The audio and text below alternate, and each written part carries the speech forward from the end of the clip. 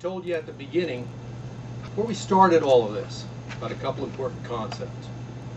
You took them with you when you sat in the jury box and listened to all the evidence.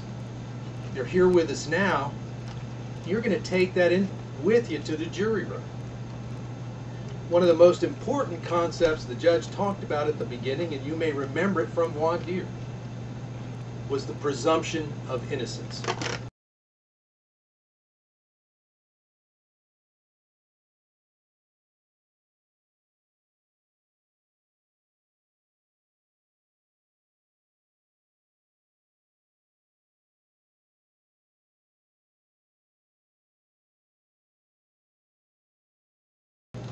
That presumption of innocence is real, it's tangible, it's part of our law from the beginning of the United States of America and even before.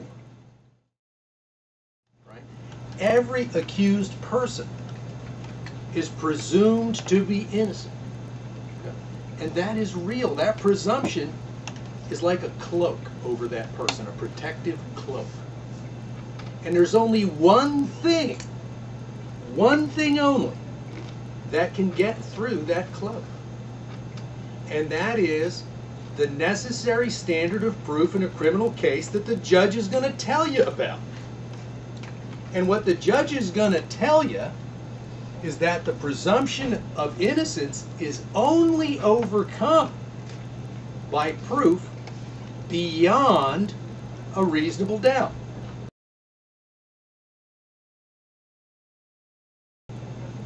Let me repeat that once. Beyond a reasonable doubt. Now, I repeat it because it's that important.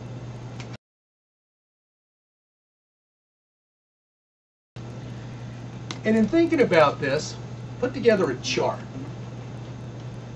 All right? Some of you may be involved in other cases, civil cases, this and that, child custody, and there's all kinds of standards of proof in the law.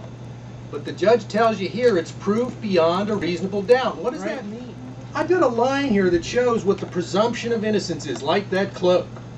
Okay? There's only one thing that gets through it, and that's proof beyond a reasonable doubt.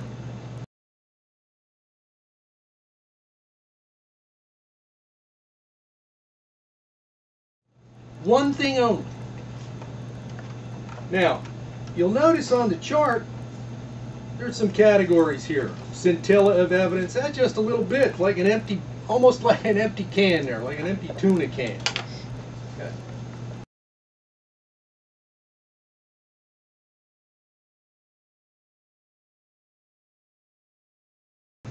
You have to smell a tuna, but there's no tuna there. Then you got probable cause. Well, probable cause is enough to bring maybe an accusation against somebody, but in our law, you got to prove it. And that burden's on the prosecution, 100% on the prosecution. The accused person doesn't have any burden. And that evidence, in order to convict, has to get beyond the presumption of innocence and beyond a reasonable doubt.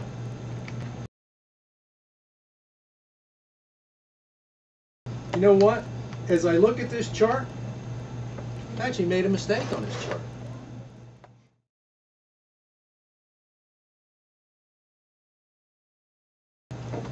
And you know what that mistake is?